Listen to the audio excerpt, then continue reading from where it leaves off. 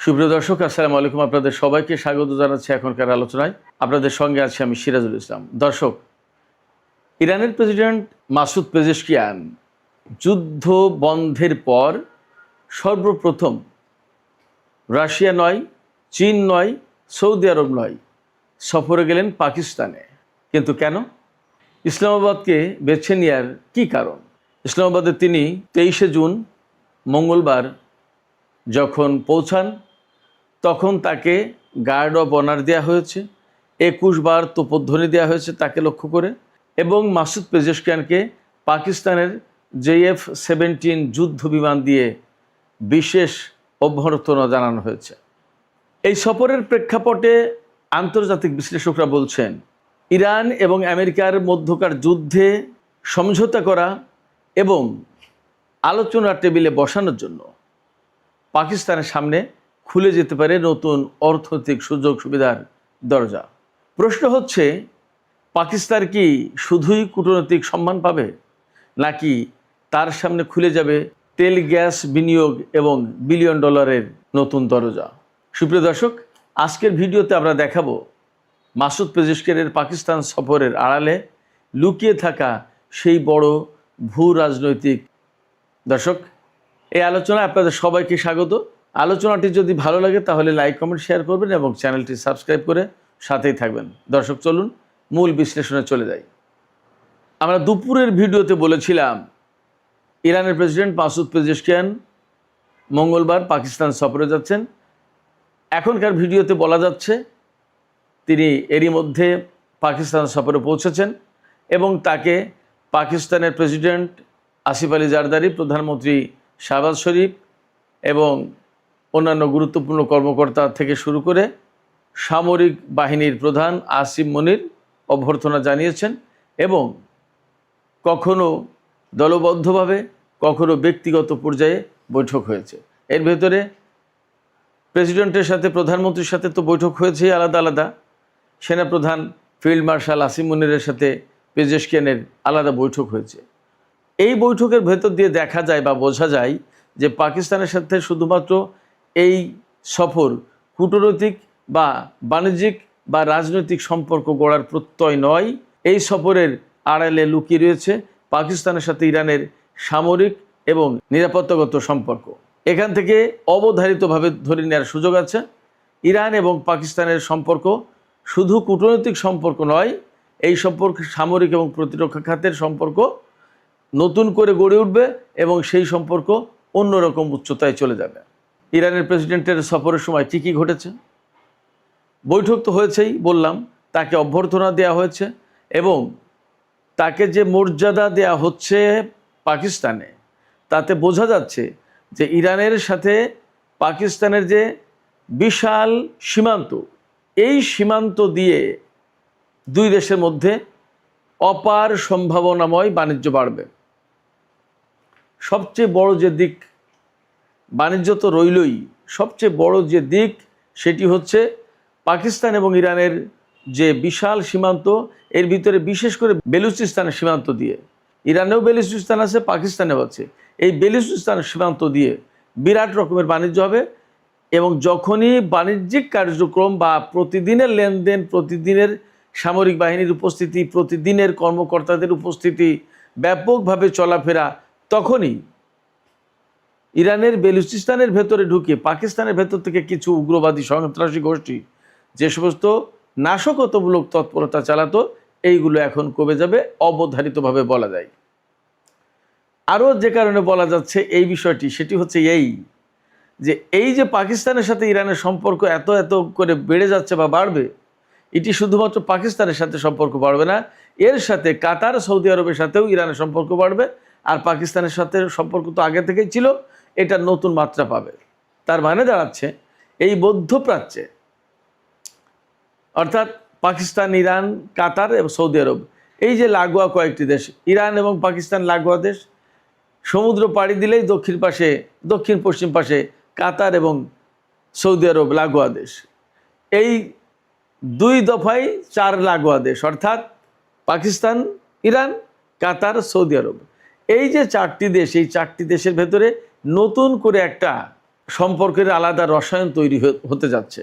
এই রসায়ন মধ্যপ্রাচ্য না, শুধুমাত্র আন্তর্জাতিক রাজনীতির অনেক হিসাব নিকাশ বদলে দেবে।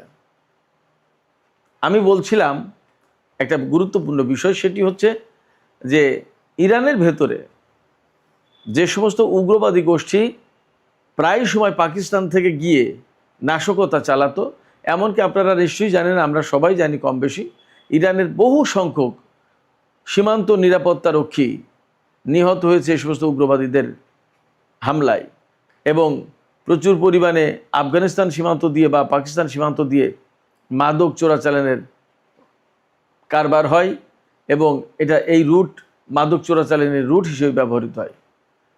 এই জায়গায় যখন পাকিস্তানের সাথে এত এত সম্পর্ক বেড়ে যাবে, কাতার এবং সৌদি আরবের সাথে ইরানের এবং পাকিস্তানের, অর্থাৎ চতুর্পক্ষীয় একটা সম্পর্ক তৈরি হওয়ার সুযোগ আছে। এই সম্পর্ক যদি হয়ে যায় তাহলে আলটিমেটলি মানে আমি যা যা সংকটের কথা বললাম, মানে প্রত্যেকটি সংকট কেটে যাবে। এই সংকটের পেছনে কারা ছিল কারা আছে আমি এই মুহূর্তে আর তা বলতে চাই না, বরং আমি চাই যে এই সম্পর্ক এগিয়ে যাক, চতুর্মুখী বা চতুর্পক্ষীয় যে সম্পর্কের কথা আমি বললাম এটি এগিয়ে যাক। এর সাথে যুক্ত হবে কুয়েত, বাহরাইন, এই দুটি দেশও, আর ওমানের সাথে ইরানের সম্পর্ক তো আছেই।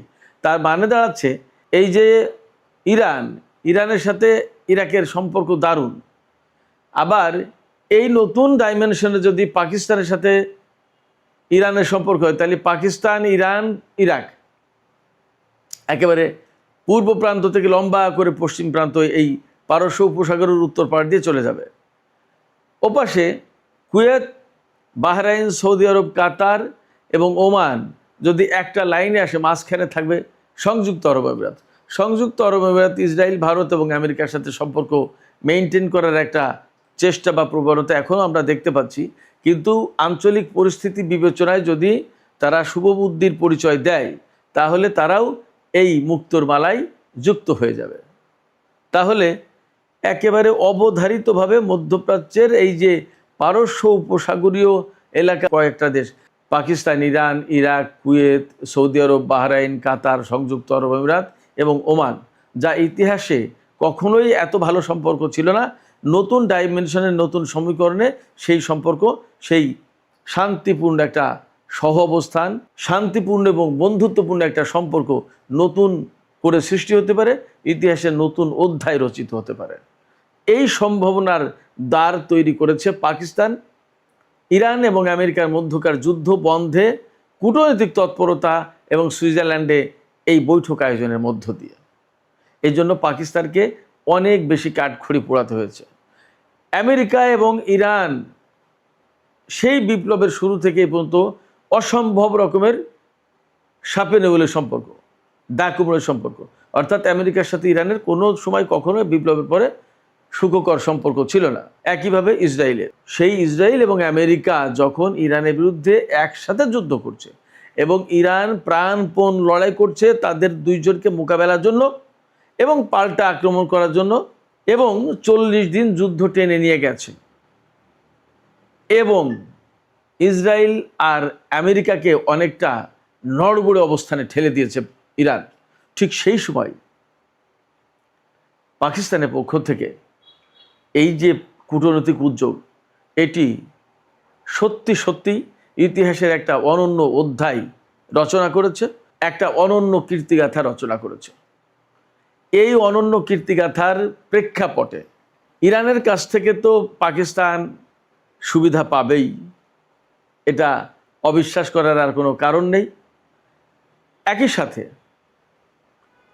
আমেরিকা এবং কিছু কিছু পশ্চিমা দেশ থেকেও পাকিস্তান সুবিধা পাবে।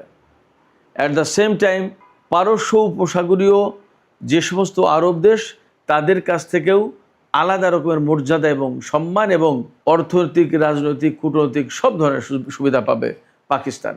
এই জায়গায় যদি আমরা এখন বলি যে পাকিস্তান প্রকৃতপক্ষে আন্তর্জাতিক অঙ্গনের বহু দেশের ভেতরে আর একদম এক্সক্লুসিভলি যদি বলি তাহলে পারস্য উপসাগরীয় যে দেশগুলো আছে তাদের কাছে অনেকটা মাথার মুকুট হয়ে দাঁড়িয়েছে এই মুহূর্তে পাকিস্তান। এটাকে হয়তো অনেকে বাড়াবাড়ি বা অতিরঞ্জিত মনে করতে পারেন। আমি তাদেরকে বিনয়ের সাথে বলবো, আমি একসময় যখন বলতাম যে ইরান সামরিক দিক দিয়ে আমেরিকা ইসরায়েল কাউকেই সে তোয়াক্কা করবে না, যুদ্ধ যদি শুরু হয় তাহলে ইরান প্রচণ্ডভাবে রুখে দাঁড়ানোর ক্ষমতা রাখে, এমনকি ইসরায়েল আর আমেরিকার প্রযুক্তির উপরেও প্রাধান্য বিস্তার করতে পারে। ইরানের বিমান শক্তির ব্যাপারে আমি যে সমস্ত কথা বলেছি সে সমস্ত কথা শুনে মানুষ অনেকে হেসেছে। এমন কথা বলেছে ইরানের বিমান শক্তি, ইরানের যে সমস্ত বিমান আছে তা তো ভাঙাড়ির দোকানে বিক্রি হবে না। সেই জায়গায় এখন নতুন কীর্তিগাথা তারা তৈরি করেছে, প্রতিষ্ঠা করেছে, সৃষ্টি করেছে, আমরা সবাই দেখেছি। এই জায়গা থেকে আমি বলছি যে পাকিস্তানের অবস্থান, এই যে পারস্য উপসাগরীয় যে দেশগুলো, শুধু আরব দেশ না, ইরান সবার কাছে এখন অনেক বেশি সম্মানের। পাকিস্তান এখন এদের অনেকের মাথার মুকুট হয়ে দাঁড়িয়েছে। একসময় আপনারাও হয়তো তাই দেখবেন, আমি ব্যক্তিগতভাবে এমনই বিশ্বাস করি। যা হোক, এখন পাকিস্তান যে এইরকম একটা অনন্য সুবিধাজনক অবস্থানে আছে এই মুহূর্তে আন্তর্জাতিক এবং আঞ্চলিক পর্যায়ে, এই সময় আসলে পাকিস্তানের কি করা উচিত এটা নিয়েও কিন্তু অনেকে পরামর্শ দিচ্ছেন, অনেকে অনেক কথা বলছেন। কে কি বলছেন বা কে কি কীরকম হওয়া উচিত, পাকিস্তান আসলে কি কি গ্রহণ করতে পারে, কি পাবে, কি নেবে, ইত্যাদি ইত্যাদি।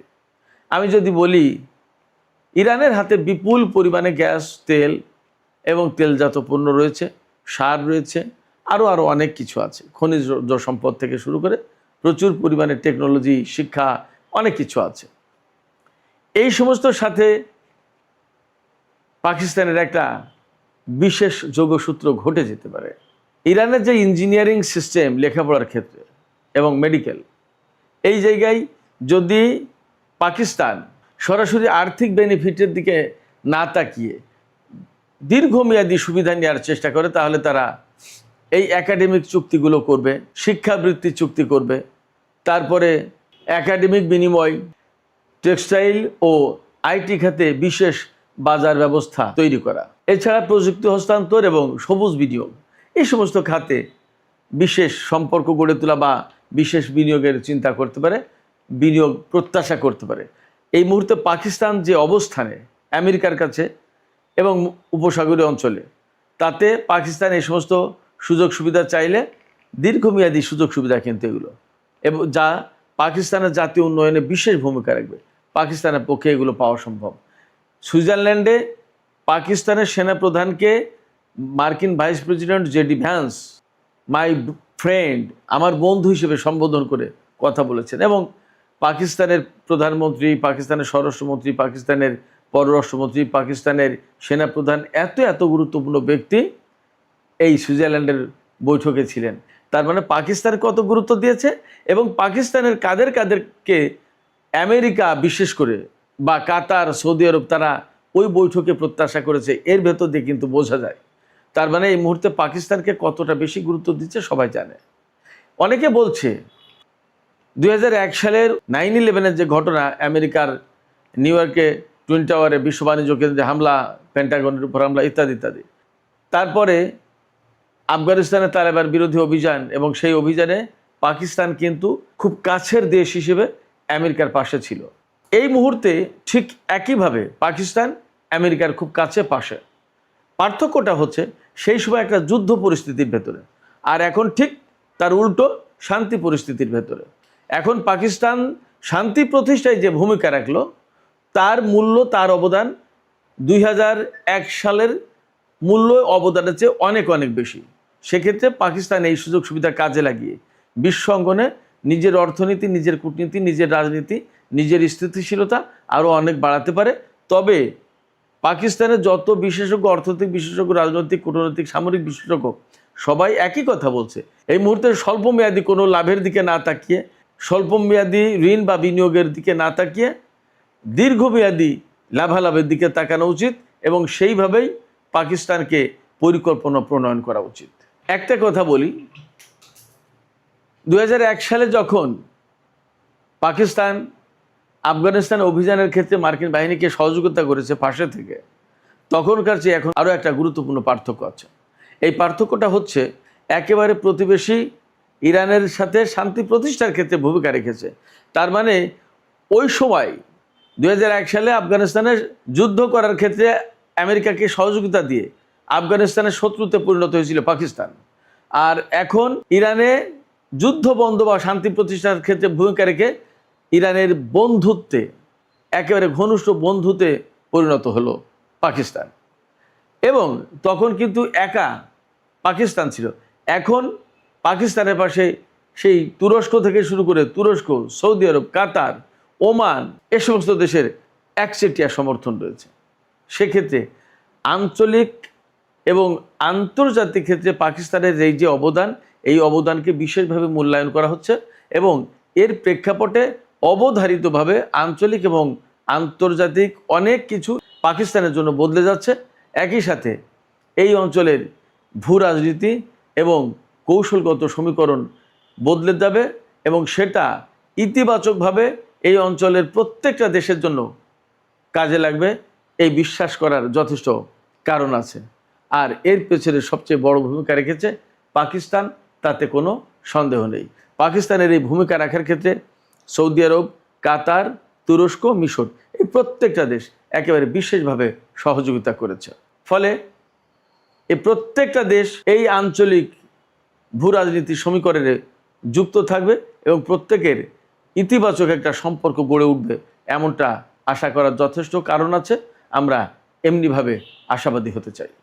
সুপ্রিয় দর্শক, এখনকার আলোচনা এখানেই শেষ করব। তবে যাবার আগে আরেকটি তথ্য জানিয়ে রাখি। 22শে জুন সোমবার কাতারের এলএনজি প্ল্যান্ট রাস লাফানে যে ভয়াবহ বিস্ফোরণ হয়েছে, তাতে 13 জন মারা গেছে, তার ভেতরে 12 জন ভারতীয় নাগরিক, আর 66 জন আহত হয়েছে, তার ভেতরে ভারতীয়, পাকিস্তানি, কেনিয়া, এমনকি বাংলাদেশের নাগরিকও রয়েছে। তো তারা সবাই এখন স্থিতিশীল অবস্থায় হাসপাতালে চিকিৎসাধীন। 13 জন মারা গেছে, 12 জন ভারতীয়, একজন কোন দেশের নাগরিক আমি তা জানতে পারিনি। আমি সর্বশেষ এই খবরটুকু আপনাদের সাথে শেয়ার করে এখনকার আলোচনা এখানেই শেষ করছি। যাবার আগে আপনাদের কাছে প্রশ্ন রাখতে চাই, পাকিস্তান যে অনন্য ভূমিকা রেখেছে এই যুদ্ধ অবসানের ক্ষেত্রে, সেক্ষেত্রে আঞ্চলিক রাজনীতিতে তার প্রভাব অনেক বেড়ে যাবে বলে মনে করা হচ্ছে। এই প্রভাব বেড়ে যাওয়ার প্রেক্ষাপটে আঞ্চলিক সহমর্মিতা, আঞ্চলিক পর্যায়ে এই যে রাষ্ট্রগুলোর আন্তঃসম্পর্ক এবং বন্ধুত্বপূর্ণ সম্পর্ক, সেটা কতটা দৃঢ় বা জোরদার হতে পারে, আপনাদের কি মনে হয়? আপনাদের মতামত কমেন্টে জানাতে পারেন। আর ভিডিও ভালো লাগলে আবারও বলি, লাইক, কমেন্ট, শেয়ার করুন এবং চ্যানেলটি সাবস্ক্রাইব করে সাথেই থাকবেন প্লিজ। আপনাদের সবাইকে অনেক অনেক ধন্যবাদ। আল্লাহ হাফেজ।